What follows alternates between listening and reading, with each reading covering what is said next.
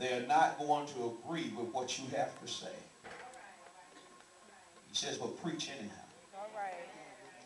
And he says, even if they don't even want to get into the praise and act like they want to hear you, don't worry, they won't outmatch you.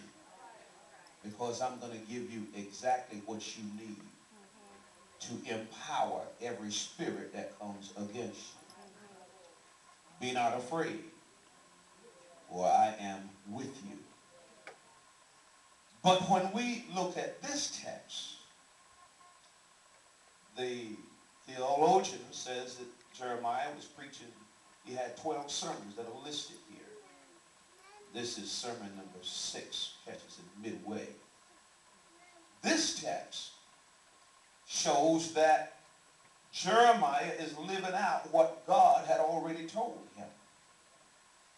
But somewhere in here, a lot of times when God gives us mission and we're not careful, we can forget what God told us in the beginning.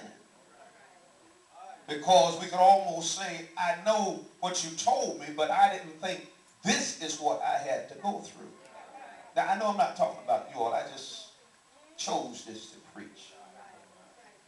And so Jeremiah, in this message, what has happened to this point, or in the same chapter, it shows that he basically, with his preaching, has isolated himself from his friends. Because what he's preaching is not like what other folk had to say. He decided not to be a sensationalist. But tell it the way it is. You can't be one, you can't be both. Come on here. You got to carry out the mission and purpose that God has given you, whether it's favorable or not. God knows what he's doing. Yes, yes. And so when we look at this, here is Jeremiah in this area of Judah, and the governor, Pashur, is there, and word reached him that Jeremiah was preaching, y'all better change your ways. So he said, is that what Jeremiah said? He said, yeah, bring him to me. So they smote him. Say, you don't preach that up in here. Y'all don't hear what I'm saying. Some of y'all think everybody's sort of open a door for you. Every door is not going to open. People are not going to receive you wherever you go, male or female. But when God calls us, he also has a place where he wants us to be. And one thing about it, I'll make this note and pause for a minute, that when God gives you a message and gives you a word, for God's sake, don't try to be popular. Because you can't be popular with man and then be God's favorite at the same time. Because God will give you some things to preach that you know is going to go against the grain. And when it goes against the grain, the question is, do you love me enough? Are you committed enough to the call that I've assigned you that says, even if everybody walk out of here, I still must preach what God gave me to preach no matter what? Listen, my job is preaching and leave the consequences up to God. So when we get to this part of the text, it says that Jeremiah basically is opening a door and allowing other preachers and people to see that, wait a minute, this thing is not a flowery bed of ease. Wait a minute, I'm not a statue here. I have emotions.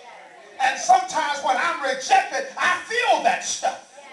And not only that, even when I'm doing the best I can for the Lord, sometimes I feel like I wonder, did God really mean to do this to me? God, I'm not going to get any help here, so I just go on and preach it. Have you ever seen that when you've been called upon to prepare a message and God directed you to one thing, you say, oh no, not that. And then you find yourself trying to find somebody else that's got a little bit of sweetener in it. And then you come and you serve it to the people, and the people get excited about what you did, and they run and dance all over the floor. But when you get back home, God got to whip you. Because you didn't tell the folk what I told you to tell them. I'm not going to get help here.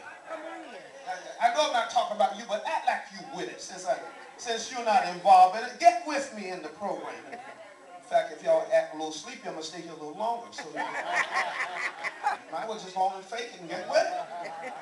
So Jeremiah, in this case, and this is an interesting verse, down in verse 5 in that chapter 20, and he goes on and says, listen, moreover, this is what God is saying. Now, when Pashur had smitten Jeremiah, God turned around and told Jeremiah basically, don't worry about it. And God is saying, I already got my mind made up. Even if they turn, I got my mind made up because they're just not going to hear. Now, so he goes on, he says, moreover, I will deliver all the strength of this city, Judah, and all the laborers thereof, and all the precious things thereof, and all the treasures of the king of Judah will I give into the hand of their enemies, which shall spoil them and take them and carry them to Babylon. And verse 6 says, and thou, Pashur, and all that dwell in your house shall go into captivity, and thou shalt come to Babylon, and there you will die, and you will be buried, and all your friends who told a lie going to die in captivity with you. But Judah is going to go in captivity with you also. But I'm going to show them mercy. They're going to be in it, but I'm going to bring them out of it after a while. And so Jeremiah, when he's preaching this text, and it's recorded here, it shows that he's on one side of reaching bewilderment. Where, in other words, I used to be excited. When you first start out preaching, you get excited about your little sermon. Think you did something.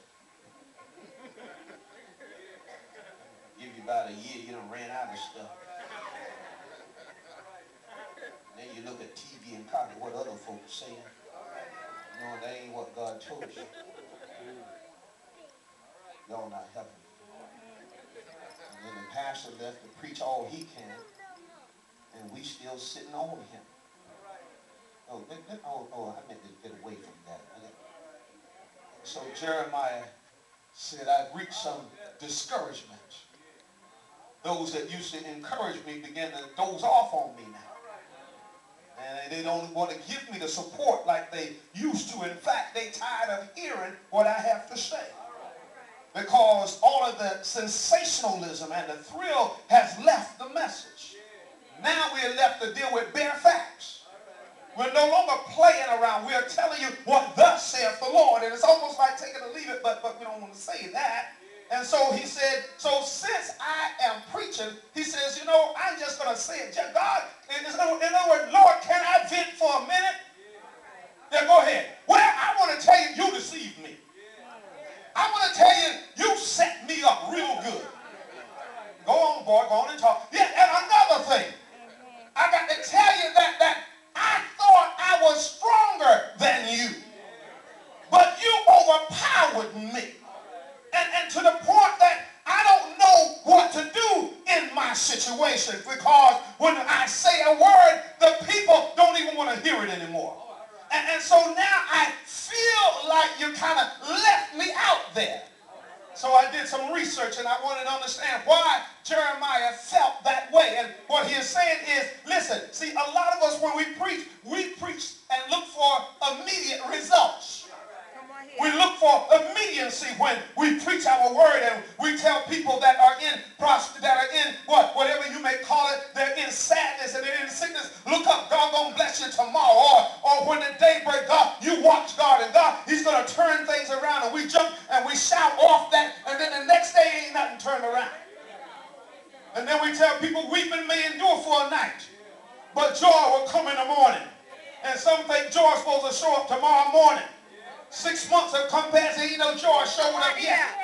And then, Lord, yet you telling me to stand and preach the gospel full and true and tell the people that it's the wages of sin is death, but the gift of God is everlasting life. You're telling me to come out of shacking up, and then if I do that, then you're going to step right in and bless me, and yet they find themselves signing up for some welfare to get some help because what the preacher told me ain't come to pass yet. When I go back and I talk to God about it, you told me to tell the people to come out of sin. Why is it that I don't see the blessing? Y'all don't want to hear that. And so when you're preaching, sometimes if you don't see some results, you begin to wonder about what you've been preaching. All right. And you see people that are sick. Some you can lay hands on, they are healed right away. Some other you lay hands on, they get worse. Or you tell them, God's going to turn your family around, and look like all hell break loose. And then when you get back by yourself, you're talking to God, Lord, I said what you told me to say. I don't see see the results that you told me were going to be there. And then God turned around and said, that's your problem. Yes. You preaching for results that Come you're on supposed here. to make. But it's not your time, it's my time. Come on Your here. job is to preach the word. Don't you know it takes time for folk to make up their mind? It took you a long time to make up your mind.